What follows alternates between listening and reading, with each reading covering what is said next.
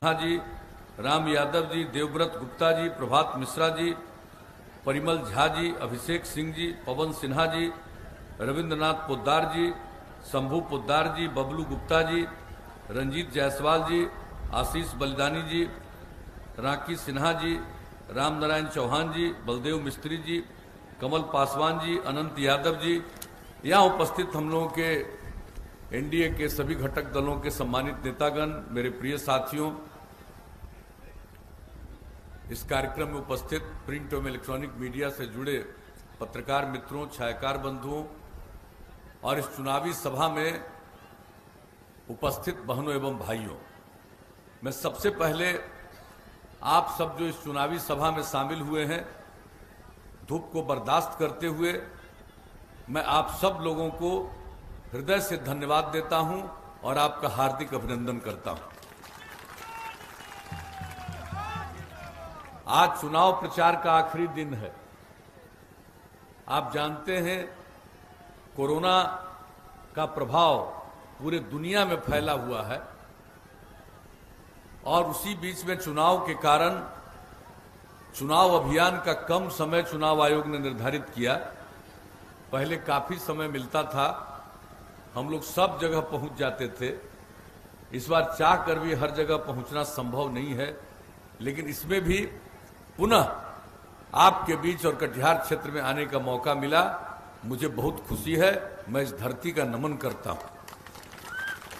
और आप जानते हैं कि हम लोगों के उम्मीदवार, हम लोगों के पुराने साथी और सक्रिय काम करने वाले भाई तारकिशोर प्रसाद जी को देखिए, यह हमेशा अपने क्षेत्र का, जिले का, सबके विकास के लिए हमेशा सजग रहे हैं।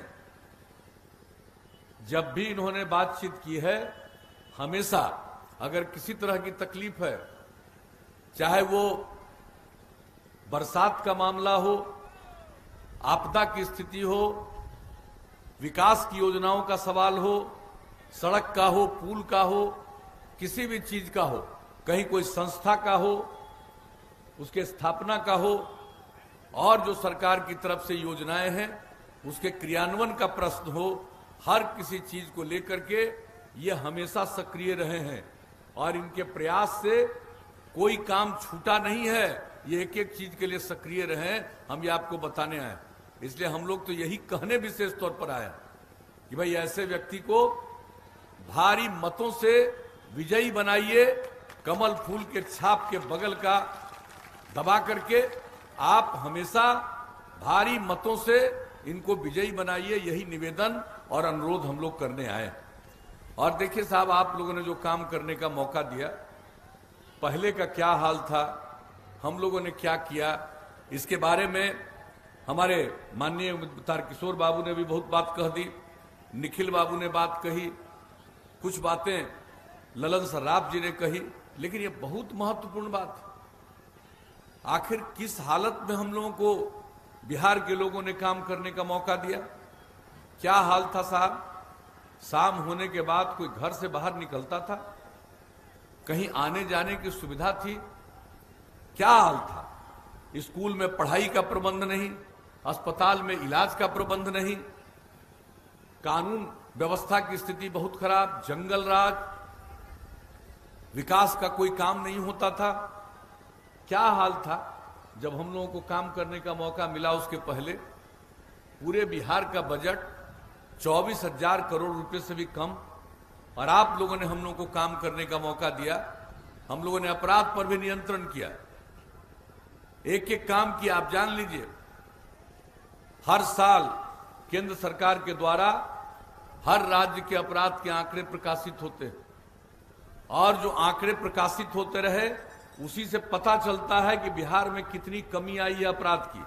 वैसे तो कुछ लोग गड़बड़ करने वाले हैं, बायां दायां इधर उधर करते हैं, लेकिन इन सब चीजों के बावजूद जो अपराध पर नियंत्रण हुआ और जो सबसे हाल का आंकड़ा प्रकाशित हुआ है, उसके हिसाब से अपराध के मामले में, जो इतनी बड़ी आबादी का हम लोगों का बिहार का राज्य है, इतना बड़ा राज्य है, अपराध के मामले में इसका 23वां नंबर है देश में। आप जान लीजिए कि अपराध पर किस तरह से नियंत्रण हुआ। और विकास का दर, बिहार में विकास का दर प्रति वर्ष 12.84%। प्रति व्यक्ति आय में जो वृद्धि हुई है औसतन 10.52%। तो आप लोगों ने काम करने का मौका दिया, एक एक काम किया, अपराध पर भी नियंत्रण, एक एक काम। और आप जान लीजिए जब हम लोग निकले थे 2005 में न्याय यात्रा पर, तो हम लोगों ने क्या आश्वस्त किया था लोगों को कि अगर हम लोगों को काम करने का मौका दीजिएगा तो हम लोग न्याय के साथ विकास के मार्ग पर चलेंगे। 2005 में हम लोगों ने कहा था, और उसका मतलब है हर इलाके का विकास और समाज के हर तबके का उत्थान।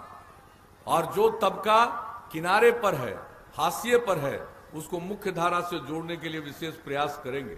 और आप देख लीजिए हम लोगों ने यही काम किया, कोई इलाका उपेक्षित नहीं।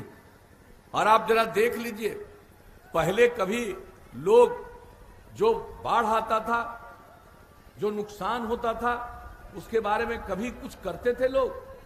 और हम लोगों ने एक एक चीज के बारे में, आपदा प्रबंधन के बारे में, और जान लीजिए 2007 से ही जिस तरह से हम लोगों ने आपदा प्रबंधन के लिए काम किया और एक एक चीज के लिए नियम बनाया, कहीं कुछ होता है उसके लिए तत्काल कार्रवाई करते हैं। और कौन साल साहब यहां पर आता है और हम यहां स्थिति को देखने के लिए नहीं आते हैं। एक एक चीज करने का, जो कुछ भी नुकसान होता है उसको ठीक करने के लिए हम लोग सारा प्रयास करते हैं। और इसके अलावे समाज में सबको आगे बढ़ाने के लिए किस तरह से हम लोगों ने कदम उठाया, स्कूल का, अस्पताल का किस तरह से उसमें बेहतरी लाई। और जान लीजिए महिलाओं को कोई प्रतिष्ठा थी? महिलाएं कितनी कम जनप्रतिनिधि हुआ करती थी। और हम लोगों को जब मौका मिला तो सबसे पहला काम हम लोगों ने किया, याद कर लीजिएगा, भूलिएगा नहीं, इन लोगों को जब मौका मिला था 15 साल, तो कहां चुनाव कराए थे। और जब एक बार चुनाव हुआ था 2000 में, तो एक भी महिला को आरक्षण नहीं, अनुसूचित जाति जनजाति को आरक्षण नहीं, अति पिछड़ों को कोई आरक्षण नहीं। जब हम लोगों को मौका मिला तो हम लोगों ने महिलाओं को 50% का आरक्षण दिया जनप्रतिनिधित्व में, पंचायती राज संस्थाओं में, नगर निकायों में। और अनुसूचित जाति 16%, अनुसूचित जनजाति 1% और अति पिछड़े वर्ग को 20%। सब लोगों को कितना अवसर मिला, 3 बार चुनाव हो चुका है। अब कितनी बड़ी संख्या में महिलाएं और अन्य लोग जनप्रतिनिधि के रूप में काम कर रहे हैं। लोग पहले महिलाओं के महत्व को नहीं समझते थे। और एक बात जान लीजिए, हम शुरू से कहते हैं, जब तक समाज का विकास करना है तो पुरुष के साथ साथ अगर महिलाओं को सक्रिय नहीं किया जाएगा, उनको अवसर नहीं दिया जाएगा, हम उनको प्रतिष्ठा नहीं देंगे, तो समाज आगे नहीं बढ़ेगा। इसलिए बिहार पहला राज्य है जहां महिलाओं को 50% का आरक्षण दे करके कितना जनप्रतिनिधि बनाया। और क्या हालत था साहब बताइए, यहां तो प्राथमिक विद्यालय में भी कितने बच्चे बच्चियां बाहर रह जाते थे। हमने पता किया कौन है भाई, तो मालूम हुआ या तो महादलित है या अल्पसंख्यक समुदाय के। तो हम लोगों ने टोला सेवक, तालीमी मरकज, स्वयंसेवक 30,000 लोगों को लगा करके सब काम में लगाया और उनको जीवन के 60 साल तक हम लोगों ने काम आगे भी सौंप दिया और सबको स्कूल तक पहुंचाने का काम किया। आज अब स्कूल से बाहर रहने वालों की संख्या न के बराबर है। और लड़कियां कितना कम पढ़ती थी। गरीबी के कारण माता पिता अपनी बेटियों को मिडिल स्कूल भी नहीं भेजते थे, क्योंकि उसको जो उम्र होती है उसको अच्छा कपड़ा चाहिए और कपड़ा देने की हैसियत उनकी नहीं थी, नहीं भेज पाते थे। हम लोगों ने क्या शुरू किया, हम लोगों ने पोशाक योजना की शुरुआत की, कितनी लड़कियां बढ़ी। फिर हमको लगा कि हम भाई लड़कियों को 8वीं तक खाली पढ़ाएंगे, इसको आगे क्यों नहीं पढ़ाएंगे। जब 9वीं क्लास का अध्ययन किया, इतना बड़ा राज्य बिहार और लड़कियों की संख्या 1,70,000 से भी कम, हमने साइकिल योजना की शुरुआत कराई और लड़कियों में कितना आत्मविश्वास का भाव जगा। जब साइकिल योजना शुरू हुआ तो कुछ लोग मेरी आलोचना करते थे, कहते थे लड़की को साइकिल दे दिया, बताइए अब लड़की को लोग तंग करेगा। हमने हंसते हुए जवाब दिया था, कोई लड़की को तंग नहीं करेगा, क्योंकि हर परिवार की लड़की को साइकिल योजना का लाभ मिल रहा है। और बताइए क्या माहौल बना। और उसके बाद जगह जगह जाते थे तो लड़कों ने कहना शुरू किया हमको कि अंकल कुछ हम लोगों पर भी ध्यान दीजिए। हमने लड़कों के लिए भी साइकिल योजना आगे बढ़ा दिया। अब आज जान लीजिए, अब लड़के और लड़कियों की संख्या हाई स्कूल तक में बराबर। और इस बार जो मैट्रिक की परीक्षा हुई, मुझे इतना खुशी हुई कि लड़की की संख्या परीक्षा में लड़कों से भी थोड़ा ज्यादा। अब आप समझ लीजिए जो काम हम लोगों ने शुरू किया कहां अंजाम पहुंचाया। कुछ लोग सिर्फ जुबान चलाते हैं, काम नहीं करते। हम लोग काम करते हैं और जो वादा करते हैं उसको पूरा करते हैं। तो एक एक चीज का काम। और क्या किया महिलाओं के उत्थान के लिए, आप बताइए। हमने जो काम शुरू किया, ये कहां कोई स्वयं सहायता समूह चलाते थे। हम लोगों ने जीविका समूह का गठन किया, वर्ल्ड बैंक से कर्ज लेकर के हम लोगों ने काम शुरू कराया। और कितनी बड़ी संख्या में जीविका समूह का गठन हुआ। 10 लाख हमारा लक्ष्य था, वो पूरा हो गया। अब उसके आगे बढ़ा रहे हैं। 1,20,00,000 से ज्यादा महिलाएं जीविका समूह से जुड़ गई। और कितनी जागृति आई है महिलाओं में। परिवार की आमदनी बढ़ी और कितनी जागृति आई है। हम तो जीविका समूह की महिलाओं से जगह जगह बातचीत करते हैं। मुझे इतनी खुशी होती है, इतनी खुशी होती है कि महिलाएं भले पढ़ी लिखी न हो, लेकिन एक एक बात की जानकारी और समझ है। साहब तो जो आप लोगों ने मौका दिया, हमने सबको आगे किया, किसी की उपेक्षा नहीं की। और आप बता दीजिए, समाज में हम लोगों ने किसी की उपेक्षा की है? सबके लिए काम किया। किसी भी इलाके की उपेक्षा की है? हर इलाके के लिए काम किया। तो हम लोगों को अवसर मिला काम किया। अब कितना सड़क बना, कितना पुल पुलिया का निर्माण हुआ, एक एक चीज को देख लीजिए। और हम लोगों ने लगातार काम किया। और काम करते करते जब इस बार जो हम लोग काम कर रहे हैं, तो आप देख रहे हैं ना, पहले हमारे भाई तारकिशोर बाबू बता रहे थे आपको बिजली का कहानी। क्या हाल था भाई बिजली का। गांव तो छोड़ दीजिए, शहर में भी बिजली कितना देर। और क्या बुरा हाल था। जब हम लोगों को मौका मिला, हमने बिजली की स्थिति में सुधार लाया। और भूलिएगा मत, 2012 में पटना के गांधी मैदान में स्वतंत्रता दिवस के अवसर पर झंडोत्तोलन करने के बाद जब भाषण देने के लिए हम दे रहे थे, तो हमने उसी बीच में कहा था कि भाई हम सब स्थिति में सुधार ला रहे हैं, बिजली की स्थिति में भी सुधार ला रहे हैं। और अगर बिजली की स्थिति में सुधार नहीं लाएंगे तो हम आगे आपसे वोट मांगने नहीं आएंगे। हमने सुधार लाया। और क्या लक्ष्य हम लोगों का था, 2018 के दिसंबर तक हर घर बिजली पहुंचा देंगे। 2 महीना पहले बिजली पहुंचा दिया। और अब और बिजली बढ़ रही है। अब लोग सिंचाई के लिए भी बिजली का उपयोग कर रहे हैं, सोच लीजिए। और पहले जिनको 15 साल राज करने का मौका मिला, बिहार में बिजली की खपत थी 700 मेगावाट और अब बिजली की खपत है 6000 मेगावाट। ये जान लीजिए। और जो सरकार सहायता दे रही है बिजली के मद में, 5000 करोड़ रुपए से ज्यादा राज्य सरकार सहायता दे रही है बिजली के दर में। तो आप जरा समझ लीजिए, जब भी काम करने का मौका दिए, हम लोगों ने क्या कहा, हर घर नल का जल पहुंचाएंगे। और उतना तेजी से काम हो रहा है। हर घर तक पक्की गली और नाली का निर्माण, पूरे देश में हर घर शौचालय, बिहार में भी हर घर शौचालय का काम। अब आप जान लीजिए, हम आपको बता देना चाहते हैं, हर घर नल का जल आपके यहां तेजी से चल रहा है।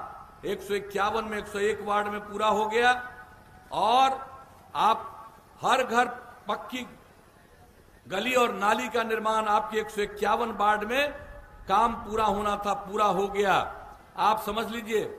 और शहरी निश्चय के तहत कटिहार नगर निगम के सभी 43 वार्डों में कार्य पूर्ण हो गया। आप जान लीजिए। और ग्रामीण टोला संपर्क योजना, गांव तक सड़क बना रहे थे, उसका कोई टोला बाहर रह गया, उसको जोड़ने का भी काम कर रहे थे। आपके यहां भी, आपके यहां 8 बसावट को संपर्क जो इच्छुक था उसको मिला। और जरा कितने ग्रामीण सड़कों का निर्माण हो गया, 118 किलोमीटर। हर प्रकार से जो भी काम, और ये जान लीजिए हर घर नल का जल आपका कुछ महीने के अंदर पूरा होगा। तो एक एक काम, महिलाओं को सरकारी सेवाओं में 35% का आरक्षण, पुलिस बल में 35% का आरक्षण। कौन सा काम पहले आप जानते हैं? पहले महिलाओं को आप पुलिस बल में देख पाते थे? आज आप जहां जाइए पुलिस बल में आपको महिलाएं दिखेंगी, और बिहार में जितना पुलिस बल में अब महिलाएं हैं शायद ही किसी दूसरे राज्य में हो। तो एक एक काम हम लोगों ने किया। और क्या कहा हम लोगों ने? हर जिला में इंजीनियरिंग कॉलेज, हर जिला में पैरामेडिकल संस्थान, हर जिला में पॉलिटेक्निक संस्थान, हर जिला में महिला आईटीआई, हर जिला में जीएनएम संस्थान, हर सब डिवीजन में एएनएम संस्थान, आईटीआई, ये सब की स्थापना कितने बड़े पैमाने पर। और कटिहार के बारे में कुछ कहने की जरूरत? एक एक काम। और हम आपको बता देना चाहते हैं कि भाई तार किशोर जी जो हैं ये एक एक काम के लिए सक्रिय रहे हैं। इंजीनियरिंग कॉलेज हो, पॉलिटेक्निक संस्थान हो, हर चीज के लिए हमने नहीं देखा इतना सक्रियता।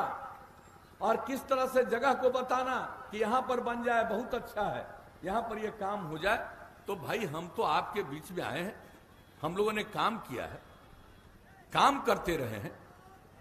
कुछ लोग खाली अपने परिवार के बारे में सोचते हैं। हम लोगों के लिए पूरा बिहार एक परिवार है, और हम लोगों को सबकी सेवा करना हमारा धर्म है, हमारा कर्तव्य है। ये पूरा एनडीए के लोग आपकी सेवा कर रहे हैं। केंद्र में आदरणीय नरेंद्र मोदी जी के नेतृत्व में सरकार है, पूरे बिहार के लिए नहीं पूरे देश के लिए काम कर रहे हैं। और बिहार के लिए तो विशेष योजनाएं दी है। आप जरा देख लीजिए किस प्रकार से काम हो रहा, सड़क ही नहीं विकास।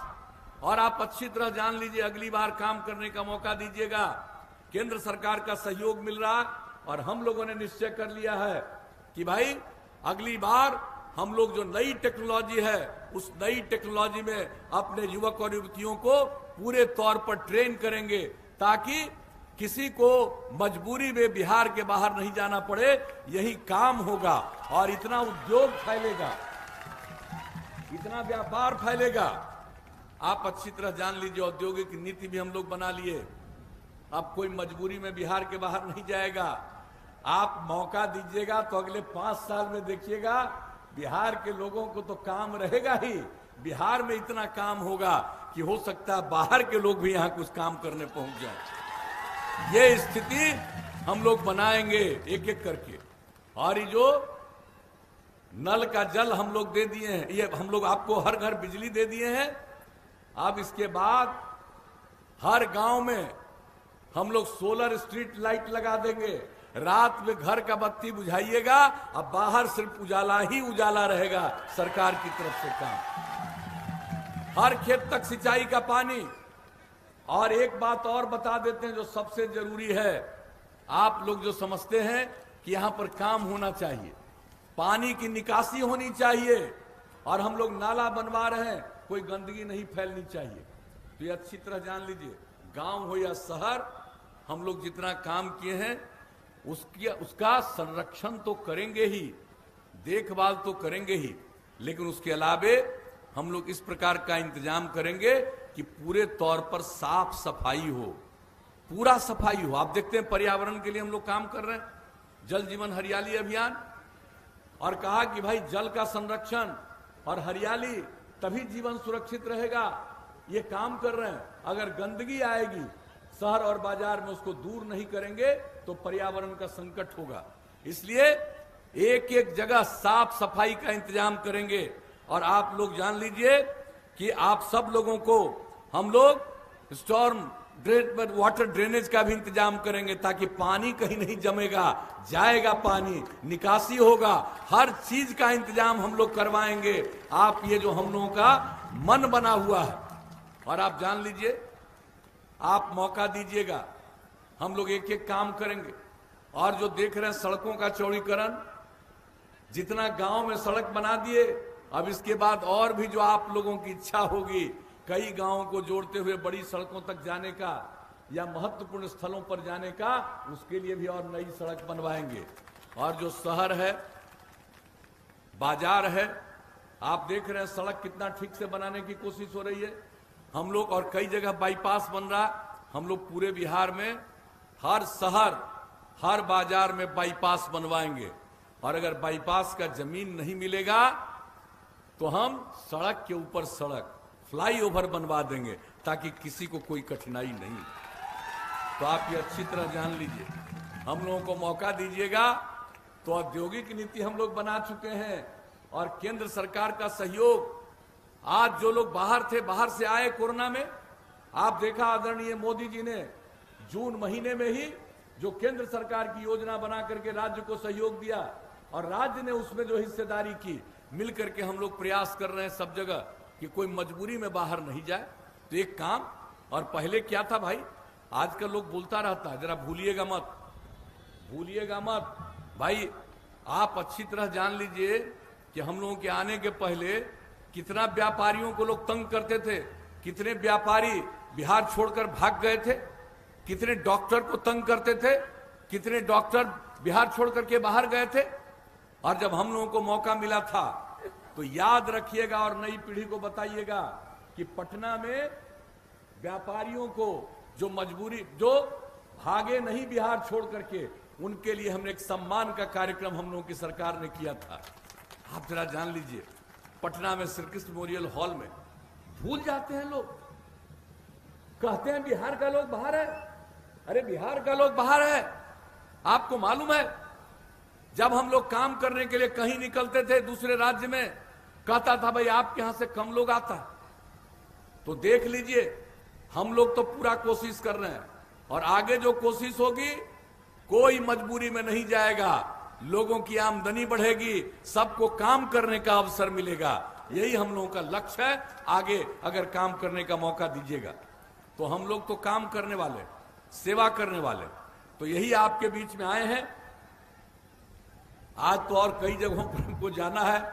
अब इतना ही कहते हुए हम आपको आश्वस्त करते हैं कि निश्चिंत रहिएगा, और समाज में झगड़ा कुछ लगाता है उसके फेरा में मत रहिएगा। आपस में प्रेम का, भाईचारे का माहौल रखिएगा। तो अब बताइए कि हम लोगों के उम्मीदवार, एनडीए के उम्मीदवार, एनडीए के नेता भाई तारकिशोर भाई को, तारकिशोर प्रसाद जी को आप कमल फूल छाप के बगल का बटन दबा करके विजयी बनाइएगा। हाथ उठा करके बताइए। बहुत बहुत धन्यवाद, आपने आश्वस्त कर दिया, इसके लिए धन्यवाद। अब हम इनको जीत का माला पहना दें, हाथ उठा के बताइए।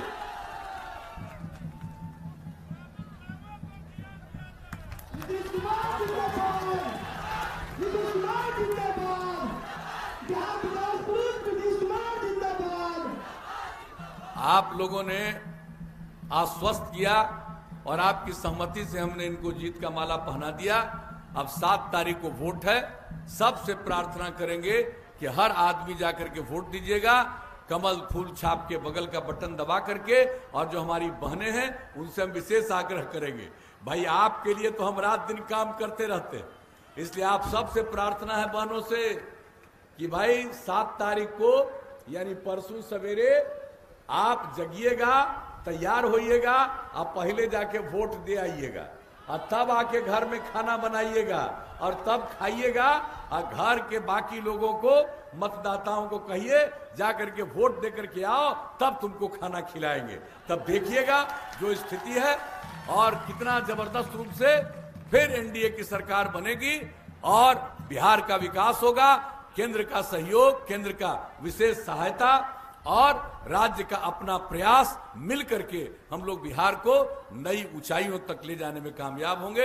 इन्हीं शब्दों के साथ आपने आश्वस्त किया, इसके लिए मैं आप सब लोगों का पुनः अभिनंदन करता हूं, और आप सबसे आगे की सभा में जाने की इजाजत चाहता हूं।